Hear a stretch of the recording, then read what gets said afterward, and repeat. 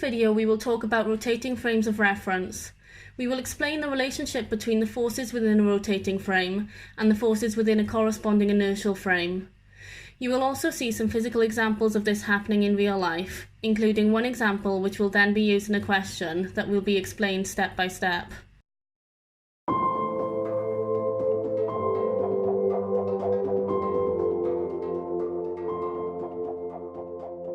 A rotating frame is often known as a non-inertial frame. An example of this is a playground roundabout. The equation you can see here is the relationship between the apparent force, the Coriolis force, and centrifugal force, and the applied force. The apparent force is relative to the non-inertial frame, the applied force is relative to the inertial frame, and the Coriolis and centrifugal forces are the fictitious forces only observed in the non-inertial frame. Here you can see the equations for each separate force.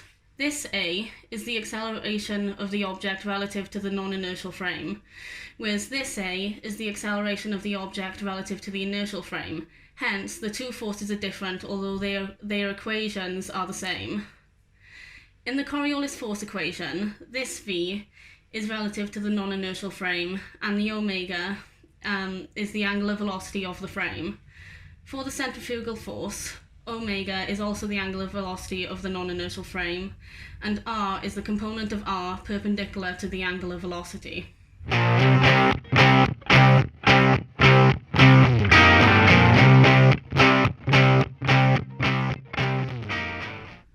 Now we will see some examples of rotating frame in the real world. The first example is about a person doing ice skating. In this example, the motion can be simply described as force along the direction that people rotate, and the centripetal force point in the center of the circle. The people in the rotating frame can also feel the centrifugal force that has the same magnitude but opposite direction as the centripetal force. However, when we observe a moving object in the rotating frame, things become more complicated. The second example is about observing an object in and outside a non-inertial system. Left-hand side shows the ball is observing by a person rest on the ground, and right-hand side shows the observing in the rotating frame. It is the same story in the left-hand side video and the first example, but in the right-hand side video, the Coriolis force is acting on the ball. Now we will take a closer look at the physics behind this example.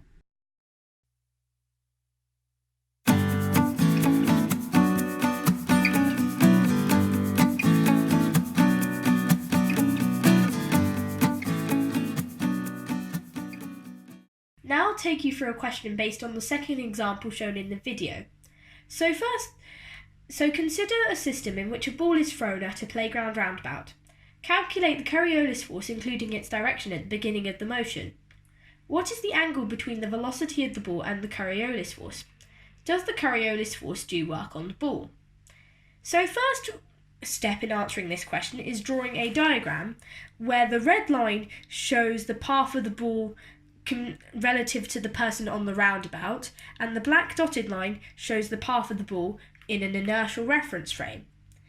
And the velocity of the ball is represented by the vector v, and the angular velocity of the roundabout is represented by the vector omega.